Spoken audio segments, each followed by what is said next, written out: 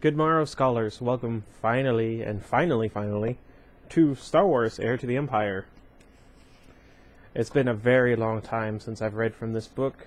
It's been a very long time since I uploaded a video, not counting the two that were just uploaded, so technically that was a lie. Anyway, really getting back into Star Wars. I'm having a lot of fun. Some friends of mine, I've talked about them before, we're working on choreography for a lightsaber fight. Hopefully we can get it done in time for this year's lightsaber choreography competition. But if not, it might be fun for a little fan film project type of a thing. I know an old friend of mine from high school. He and I back in the day wanted to do an adaptation of Darth Bane, Path of Destruction. Anyway, we are in chapter 31, page 379. I said chapter 31, right? Yeah. Captain Afyon of the escort frigate Larkes shook his head with thinly disguised contempt, glaring at Wedge from the depths of his pilot's seat. "You X-Wing hotshots," he growled. "You've really got it made, you know that?" Wedge shrugged, trying hard not to take offense. It wasn't easy, but then he'd had lots of practice in the past few days. Afyon had started out from Coruscant with a planetary mass chip on his shoulder, and he'd been nursing it the whole way. And looking out the viewport at the confused mass of ships crowding the Sluis von orbit dock area, it wasn't hard to figure out why. "Well, yeah, we're stuck out here too," he reminded the captain. The other snorted. "Yeah, big sacrifice. You lounge around my ship like overpriced trampers for a couple of days, then flit around for 2 hours while I try to dodge bulk freighters and get this thing into a docking station designed for scavenger pickers. And then you pull your snubbies back inside and go back to lounging again. Doesn't exactly qualify as earning your pay in my book." Wedge clamped his teeth firmly around his tongue and stirred his tea a little harder. It was considered bad form to mouth back at senior officers, after all, even senior officers who'd long since passed their prime. For probably the first time since he had been given command of Rogue Squadron, he regretted having passed up all the rest of the promotions he'd been offered. A higher rank would have at least entitled him to snarl back a little. Lifting his cup for a cautious sip, he gazed out the viewport at the scene around them. No, he amended, he wasn't sorry at all that he'd stayed with his X-Wing. If he hadn't, he'd probably be in exactly the same position as Afyon was right now, trying to run a 920 crew ship with just 15 men, hauling cargo in a ship meant for war. And like as not, having to put up with hotshot X-Wing pilots who sat around his bridge drinking tea and claiming with perfect justification that they were doing exactly what they'd been ordered to do.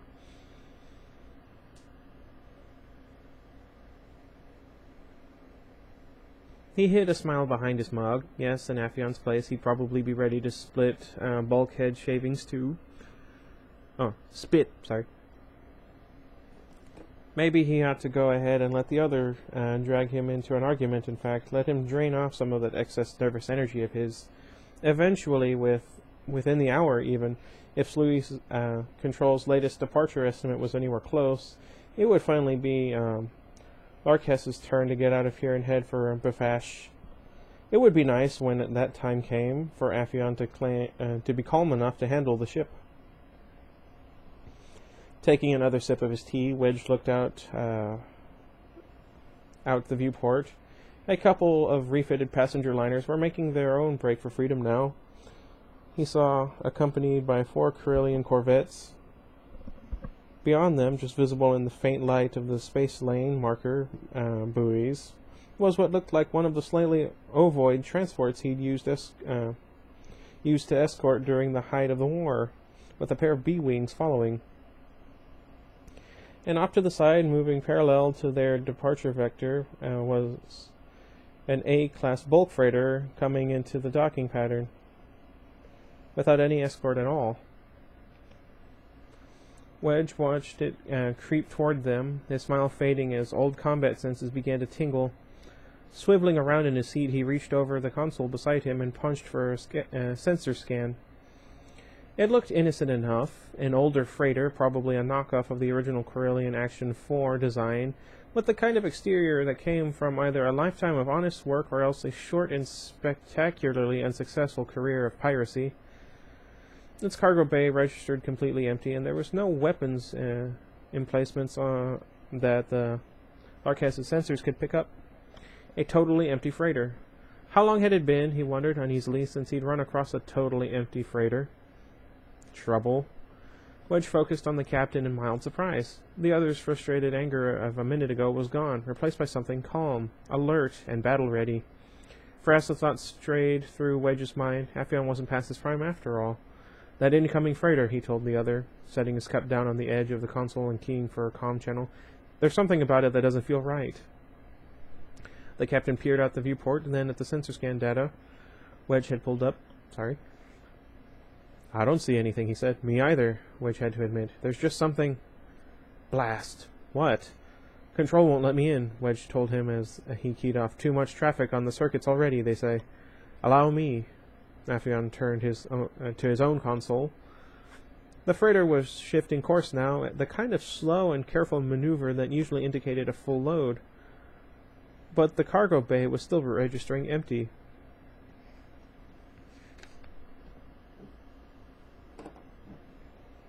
There we go, Affion said, glancing at Wedge with grim satisfaction. I've got to tap into the records computer. Little trick you never learned flitting around in an X-Wing. Let's see now, freighter. Nartistu, out of Nelek Cram. They were jumped by pirates, got their main drive damaged in the fight, and had to dump their cargo to get away. They're hoping to get some repair work done. Sluice controls basically told them to get in line. I thought all this relief shipping had more or less taken over the whole place. Wedge frowned. Affion shrugged. Theoretically. In practice, the Sluice are easy enough to talk into bending that kind of rule. You just have to know how to phrase the request. Reluctantly, Wedge nodded. It did all seem reasonable enough, he supposed, and a damaged, empty ship would probably handle something like an intact full one. And the freighter was empty. The Larkess's sensor said so. But the tingles refused to go away. Abruptly, he dug his comm link from his belt. Rogue Squadron, this is Rogue Leader, he called. Everyone to your ships. He got acknowledgments, looked up to find Affion's eyes steady on him. You still think there's trouble? The other asked quietly. Wedge grimaced, throwing one last look out the viewport at the freighter. Probably not, but it won't hurt to be ready. Anyway, I can't have my pilots sitting around drinking tea all day. He turned and left the bridge with a quick jog. The other 11 members of the Rogue Squadron were in their X-Wings by the time he reached the Larkess's docking bay.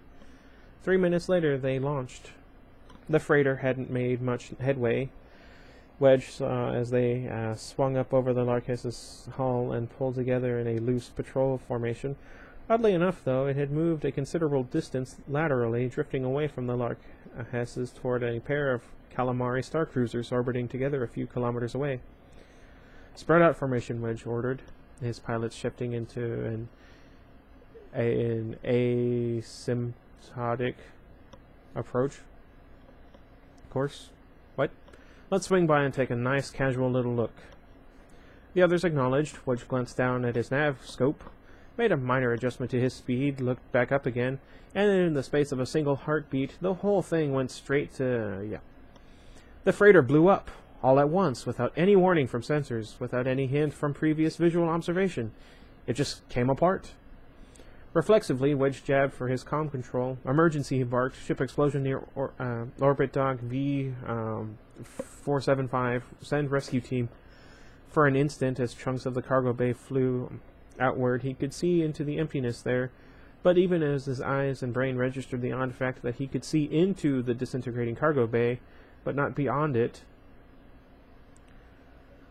the bay was suddenly no longer empty. One of the X-Wing pilots gasped. A tight-packed mass of something was in there, totally filling the space where the Larkess's sensors had read nothing. A mass that even now was exploding outward like a hornet's nest behind the pieces of the bay. A mass that in seconds had resolved itself into a boiling wave front of TIE fighters. Pull up! A Wedge snapped to his squadron, leaning his X-Wing into a tight turn to get out of the path of the deadly surge. Come around and reform S-foils in attack position. And as they swung around in response, he knew with a sinking feeling that Captain Affion had been wrong. Rogue Squadron was indeed going to earn its pay today. The battle for Sluis Von had begun. They cleared the outer system defense network and the bureaucratic overload that passed for control at Sluis Von these days, and Han was just getting bearing on the slot they'd given him when the emergency call came through. Luke, he shouted back down the cockpit corridor. Got a ship explosion. I'm going to go check it out. He glanced at the orbit dock map to locate V475, then gave the ship a fractional turn to put them on the right vector.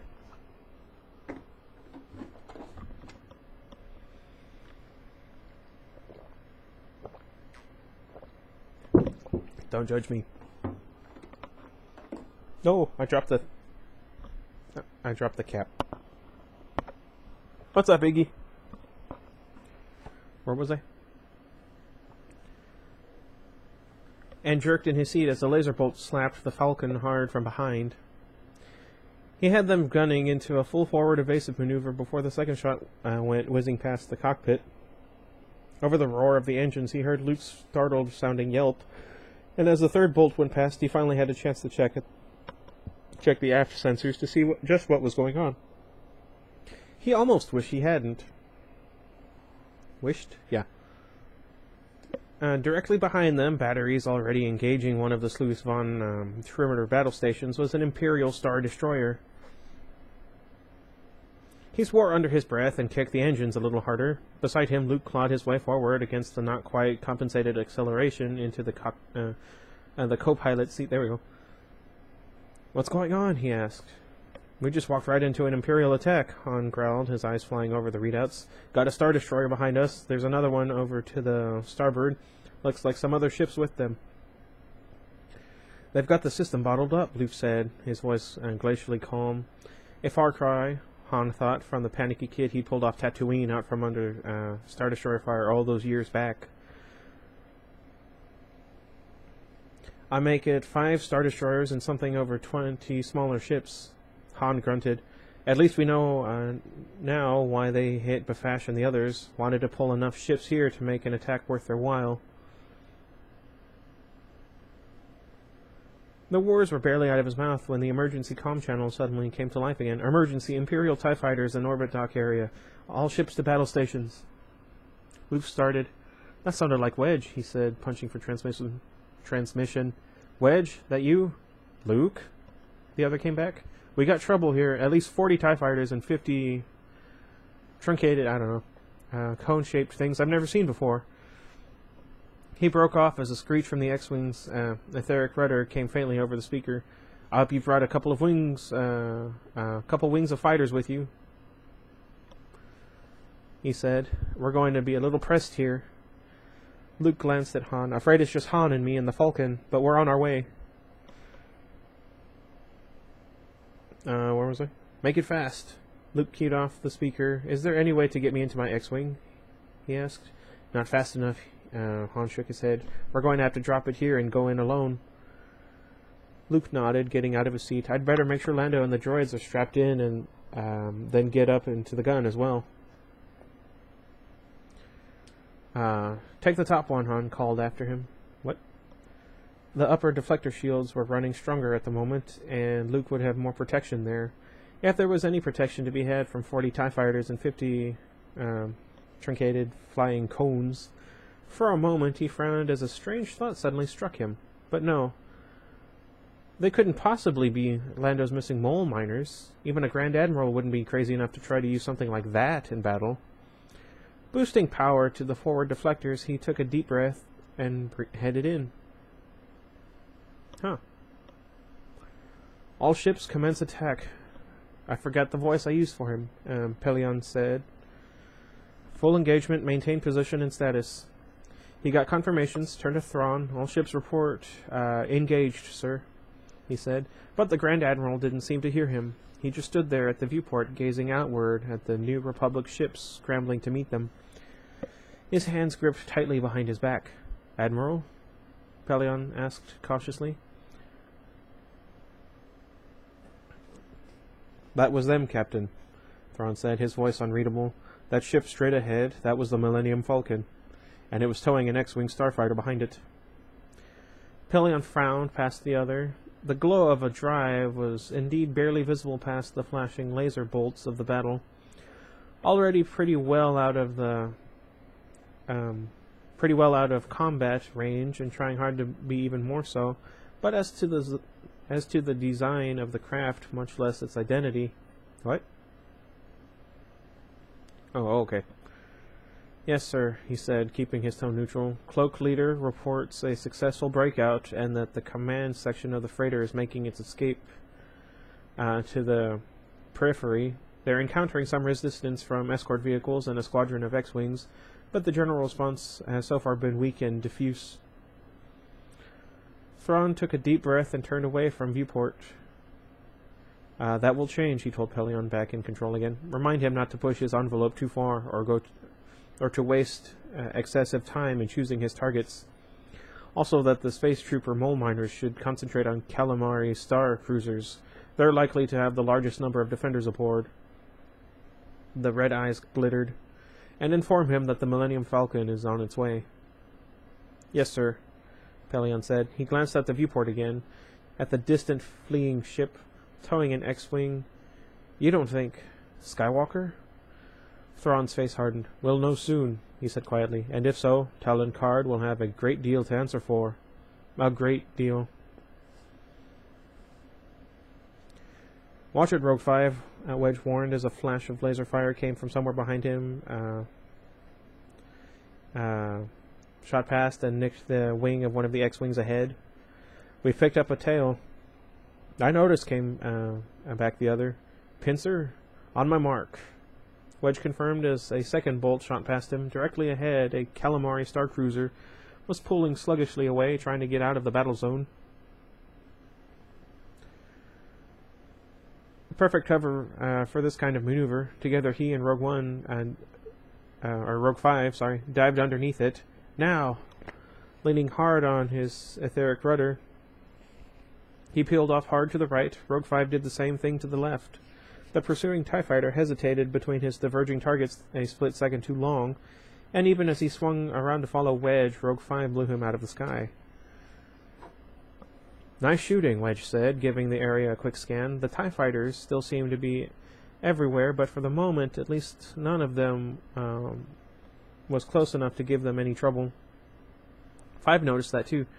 "We seem to be out of it, Rogue Leader," he commented. "Easy enough to fix," Wedge told him. His momentum was taking him farther under the star cruiser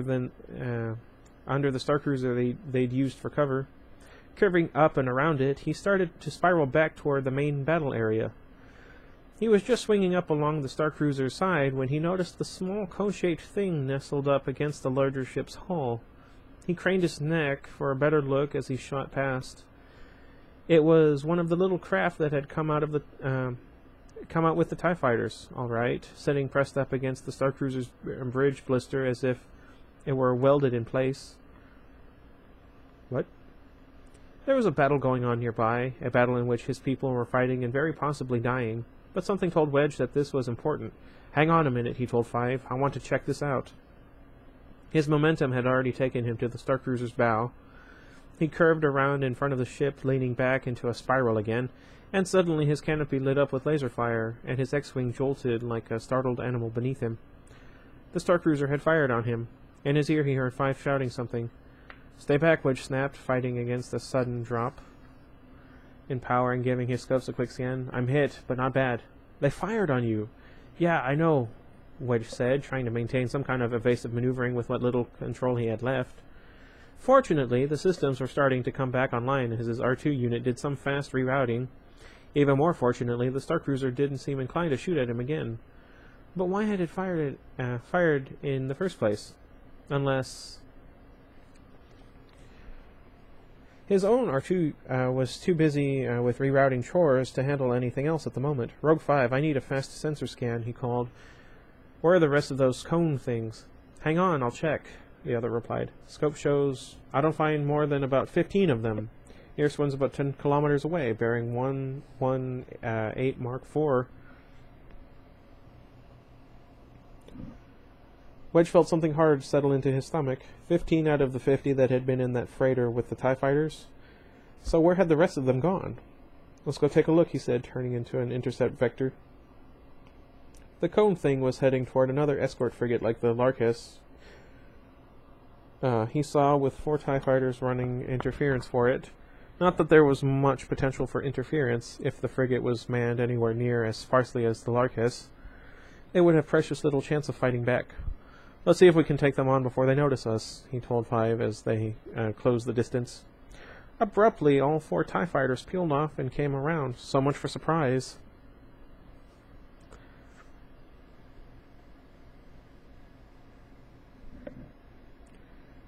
Where was I?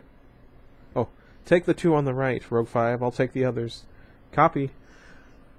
Wedge waited until the last second before firing on the first of his targets, swinging around instantly to avoid collision with the other. It swept past beneath him, his X-wing shuddering as it took another hit. He leaned hard into the turn, catching a glimpse of the TIE fighter dropping into a pursuit slot as he did so. And suddenly something shot past him, spitting laser fire and twisting back around in some kind of insane variant on a drunkard's walk evasive maneuver. The TIE fighter caught a direct hit and blew into a spectacular cloud of fiery gas. Wedge finished his turn, just as Rogue 5's second target fighter did likewise. All clear, Wedge, a familiar voice called into his ear. You damaged? I'm fine, Luke. And Wedge assured him, thanks. Look, there it goes, Han's voice cut in, over by the frigate. It's one of Lando's mole miners, all right. I see it, Luke said. What's it doing out here? I saw one stuck onto the Star Cruiser back there, Wedge told him, swinging back on a course for the frigate. Looks like the one's trying to do the same thing. I don't know why. Whatever he's doing, let's stop it, Han said. Right. It was, Wedge saw, going to be a close race. Get out of here. Where was I? But it was quickly clear that the mole miner was going to win it. Already it had turned its base around toward the frigate and was starting to nestle up against the hull. And just before it closed the gap completely, he caught a glimpse of an acridly brilliant light. There we go. What was that? Luke asked. I don't know, Wedge said, blinking away the afterimage. It looked too bright for laser fire. It was a plasma jet, Han grunted as the Falcon came up alongside him. Right on top of the bridge emergency escape hatch. That's what they wanted the mole miners for. They're using them to burn through the hulls. He broke off and abruptly he swore, Luke, we got it backwards.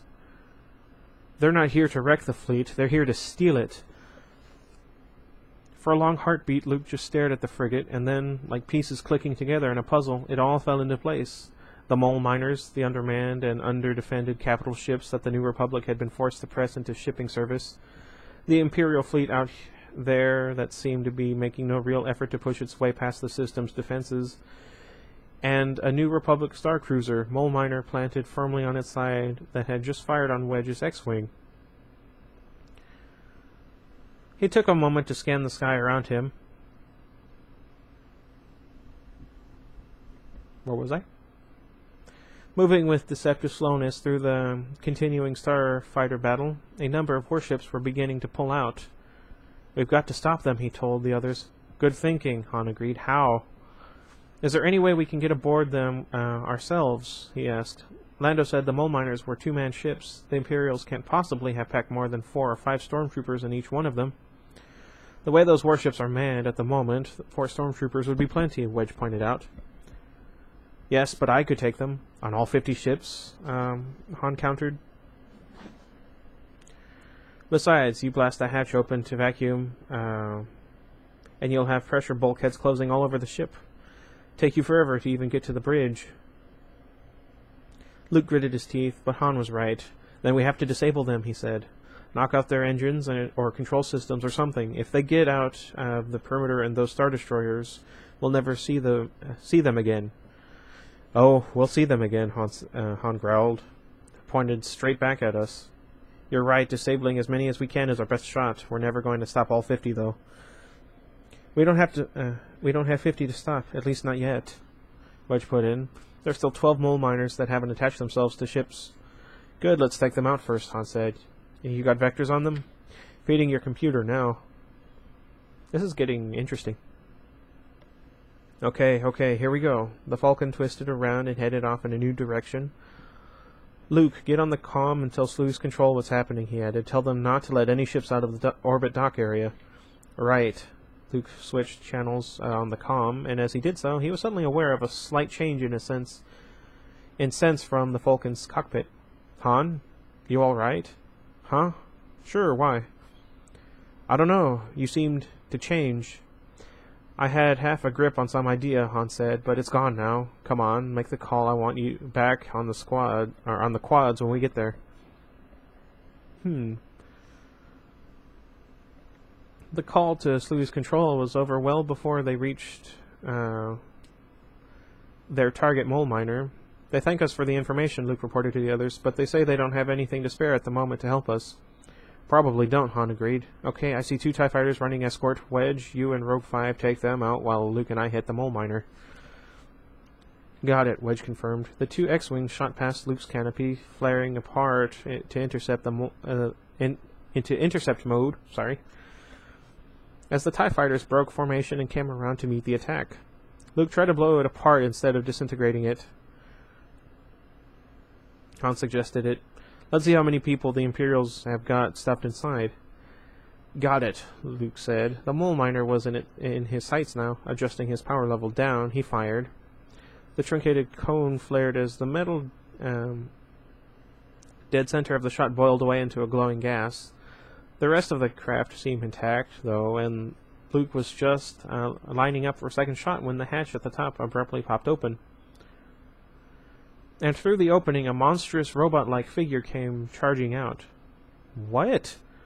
It's a space trooper, Han snapped back. A stormtrooper in zero-G armor. Hang on.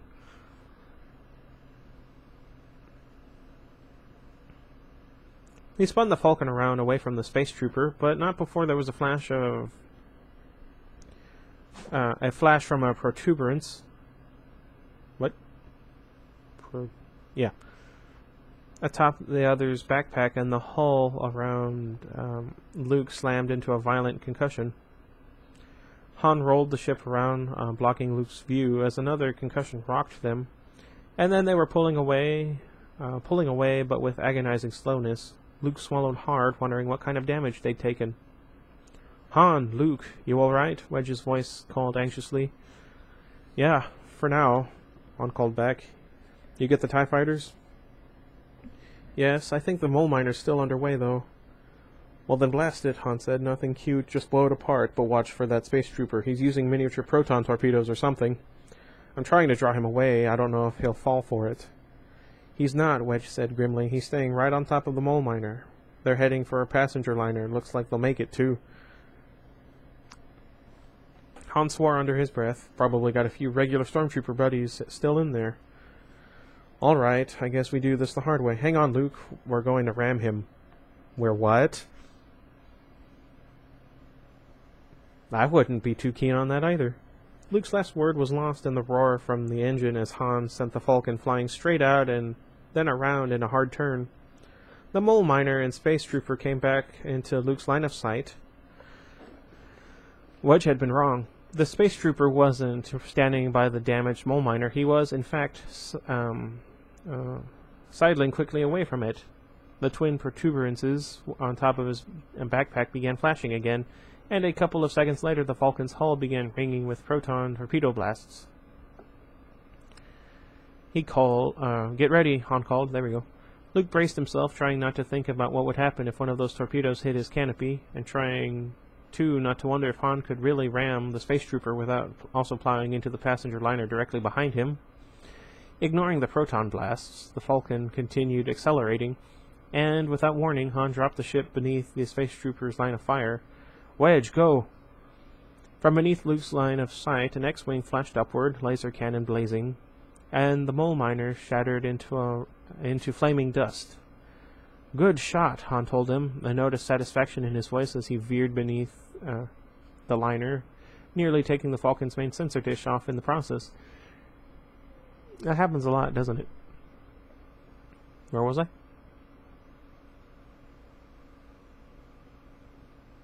There you go, hotshot. Enjoy your view of the battle. Belatedly, the light dawned. He was listening in on our channel, Luke said. You just wanted to decoy him into moving away from the mole miner. You got it, Han said. I figured he'd tap in. Imperials always do that when they can. He trailed off. What is it? Luke asked. I don't know, Han said slowly. There's something about this whole thing that keeps poking at me, but I can't figure out what it is. Never mind. Our hotshot space trooper will keep for now. Let's go hit some more mole miners. It was just as well, Pelion thought, that they were only here to keep the enemy tied up. The Sluisi and their New Republic allies were putting up one terrific fight. On his status board, a section of the Chimera's shield schematic went red. Get that starboard shield back up, he ordered, giving the sky in that direction a quick scan. There are half a dozen warships out there, all of them firing like mad, with a battle station in backstop position behind them. If their sensors showed that the Chimera's starboard shields are starting to go. Starboard turbo blasters focus all fire on the assault frigate at 32 Mark 40. Oh dear. My throat hurts. Thrawn spoke up calmly. Concentrate on the starboard side of the ship only. The Chimera gun crews responded with a withering hail of laser fire. The assault frigate tried to swerve away, but even as it turned, its entire starboard side seemed to flash with vaporized metal. The weapons from that section, which had been firing non-stop, went abruptly silent. Excellent, Thrawn said. Starboard tractor crews, lock on and bring it in close. Try to keep it between the damaged shields and the enemy. And be sure to keep its starboard side facing toward us. The port side may still have active weapons and a crew to use them. Clearly against its will, the assault frigate began to move inward. Pelion watched it for a moment, then returned his attention to the overall battle. He had no doubt the tractor crew would do the job right. They'd shown a remarkable increase in efficiency and competence lately. TIE Squadron 4, keep after the B-Wing group, he instructed. Port ion cannon, keep up with the pressure on that command center. He looked at Thrawn. Any specific orders, Admiral? Thrawn shook his head. No, the battle seems to be progressing as planned. He turned his glowing eyes on Pelion. What word from the cloak leader? Anyway. Pelion checked the proper display. The TIE fighters are still engaging in the various escort ships. He reported 43 of the mole miners have successfully attached to target ships. Of those, 39 are secure and making for the perimeter. 4 are still encountering internal resistance, though they anticipate a quick victory. And the other 8? They've been destroyed, Pelion told him, including 2 of those with a space trooper aboard. One of those space troopers is failing to respond to comm, presumably killed with his craft. The other is still functional. Cloak Leader has ordered him to join the attack on the escort ships. Countermand that, Thrawn said. I'm quite aware that stormtroopers have infinite confidence in themselves, but that sort of deep space combat is not what space trooper suits are designed for. Have Cloak Leader detail a TIE fighter to bring him out, and also to inform him that his wing is to begin pulling back to the perimeter. Pelion frowned. You mean now, sir? Certainly now, Thrawn nodded toward the viewport. The first of our new ships will begin arriving within 15 minutes. As soon as they're all with us, the task force will be withdrawing. But the rebel forces within the perimeter are of no further concern to us, Captain, Thrawn said with quiet satisfaction. The captured ships are on their way, with or without TIE fighter cover. There's nothing the rebels can do to stop them. Han brought the Falcon as close as he could to the frigate's engines without risking a backwash, feeling the slight multiple dips in the ship's power as Luke repeatedly fired at the quads. Anything? He asked as they came up around the other side. Doesn't look like it, Luke said. There's just too much armor over the coolant feeder lines. He glanced along with the frigate's course, fighting back the urge to swear. They were already uncomfortably close to the perimeter battle, and getting closer all the time. This isn't getting us anywhere. There's got to be some way to take out a capital ship. That's what other capital ships are for, Wedge put in. But you're right, this isn't working. Han pursed his lips. R2, you still online back there? He called. The droid's beeping came faintly up the cockpit corridor. Go through your schematics again, Han ordered. See if you can find us another weak point. R2 beeped again in acknowledgement, but it wasn't a very optimistic beep. He's not going to find anything better, Han, Luke said, echoing Han's own private assessment. I don't think we've got any choice left. I'm going to have to go topside and use my lightsaber on it. That's crazy, and you know it. Han growled. Without a proper pressure suit, and with engine coolant spraying all over you if it works. How about using one of the droids? Wedge suggested. Neither of them can do it, Luke told him. R2 hasn't got the manipulative capability, and I wouldn't trust 3PO with a weapon. Especially not with all the high acceleration maneuvers we're making. What we need is a remote manipulator arm, Han said. Something that Luke could use inside while... He broke off. In a flash of inspiration, there it was, the thing that had been bothering him ever since they'd walked into this crazy battle. Lando, he called into the intercom. Lando, get up here. I've got him strapped in, Luke reminded him. Well, go unstrap him and get him up here, Han said. Now. Luke didn't waste time with questions. Right, he said. What is it? Wedge asked tensely. Han clenched his teeth. We were on Niklon when the Imperials stole the mole miners from Lando, he told the other. We had to reroute our communications through some jamming. Okay, so... So why were they jamming us? Han asked. To keep us from calling for help? From who? They're not jamming us here, you notice. I give up, Wedge said, starting to sound a little testy. Why? Because they had to, because most of the mole miners on Niklon were running on radio remote, came a tired voice from behind him. Han turned around to see Lando easing his way carefully into the cockpit, clearly running at half speed, but just as clearly determined to make it. Luke was right behind him, a steady hand on his elbow. You heard all that? Han asked. Every part that mattered, Lando said, dropping into the co-pilot seat. I could kick myself for not seeing it long ago. Me too. You remember any of the command codes? Most of them, Lando said. What do you need? We don't have time for anything fancy. Han nodded toward the frigate, now lying below them. Sorry. The mole miners are still attached to the ships. Just start them all running. There we go.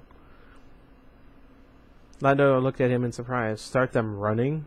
He echoed. You got it, Han confirmed. All of them are going to be near a bridge or control wing. If they can burn through enough equipment and wiring, it should knock out the whole lot of them. Lando exhaled noisily, tilting his head sideways in a familiar gesture of reluctant acceptance.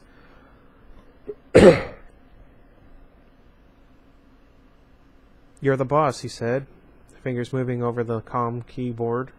I just hope you know what you're doing. Ready? Han braced himself. Do it. I missed a great opportunity there. Lando keyed a final section of code, and beneath him the frigate twitched. Not a big twitch, not at first, but as the seconds passed, it became increasingly clear that something down there was wrong. The main engines flickered a few times and then died, amid short bursts from the auxiliaries. Its drive toward the perimeter fighting faltered. Its etheric control surfaces kicking in and then out again, striving to change course in random directions. The big ship floundered almost to a halt, and suddenly the side of the hull directly opposite the mole miner's position erupted in a brilliant burst of flame. It's cut all the way through, Lando gasped. His tone was not sure whether to be proud or dismayed by his handiwork. A TIE fighter, perhaps answering a distress call from the stormtroopers inside, swept directly into the stream of superheated plasma before it could maneuver away. It emerged from the other side, its solar panels blazing with fire, and exploded. It's working, Wedge called, sounding odd. Look, it's working. Han looked up from the frigate. All around them, all throughout the orbit dock area, ships that had been making for deep space were suddenly twisting around like metallic animals in the throes of death. All of them with tongues of flame shooting from their sides. For a long minute, Thrawn sat in silence, staring down at his status boards, apparently oblivious to the battle still raging on all around them. Pellaeon held his breath, waiting for the inevitable explosion of injured pride at the unexpected reversal, wondering what form that explosion would take. Abruptly, the Grand Admiral raised his eyes to the viewport. "Have all the remaining Cloak Force TIE fighters returned to our ships, Captain?" he asked calmly. "Yes, sir," Pellaeon told him, still waiting. Thrawn nodded. "Then order the task force to begin its withdrawal." Withdrawal?" Pellaeon asked cautiously. It was not exactly the order he had been anticipating.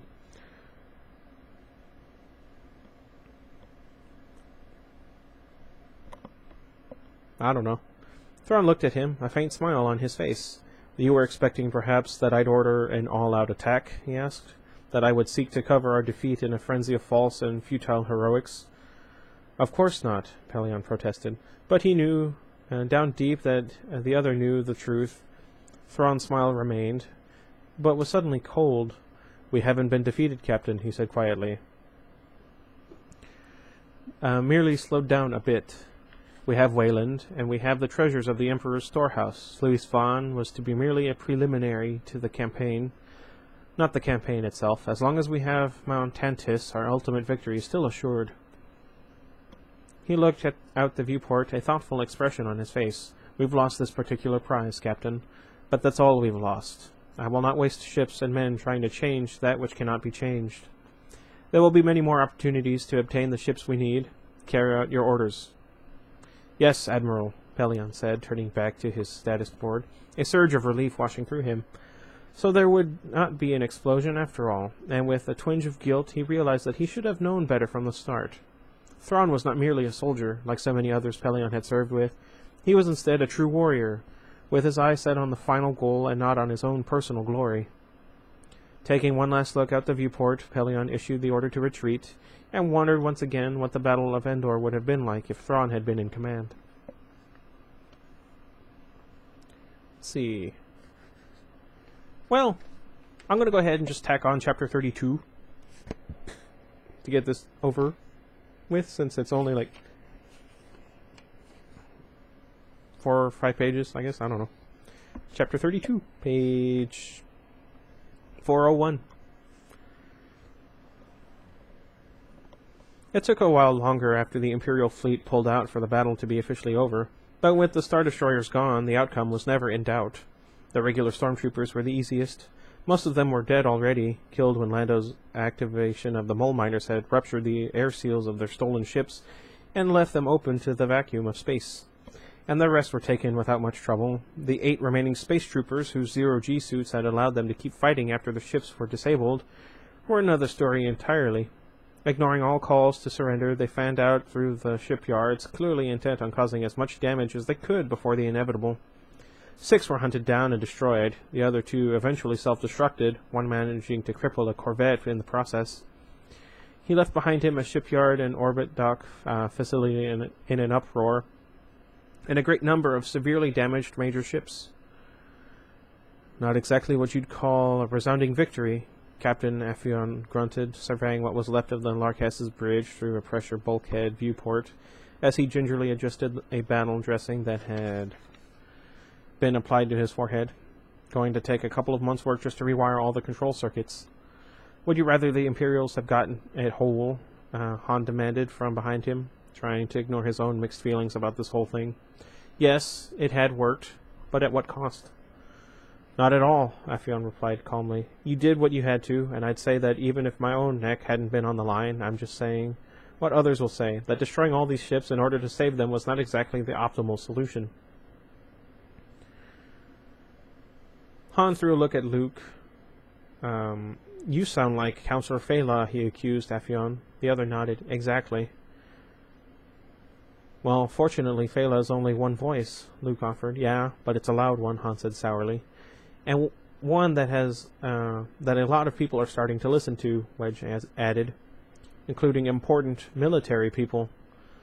We'll find some way to parlay this incident into his own find some way to parlay this incident into his own political gain. There we go. Affion rumbled. You just watch him. Han's rejoinder was interrupted by a trilling from the wall intercom. Affion stepped over and tapped the switch. Affion here, he said. Sluice Control Communications, a voice replied. We have an incoming call from Coruscant for Captain Solo. Is he with you? Right here, Han called, stepping over to the speaker. Go ahead. There was a slight pause, and then a familiar and sorely missed voice came on. Han, it's Leia.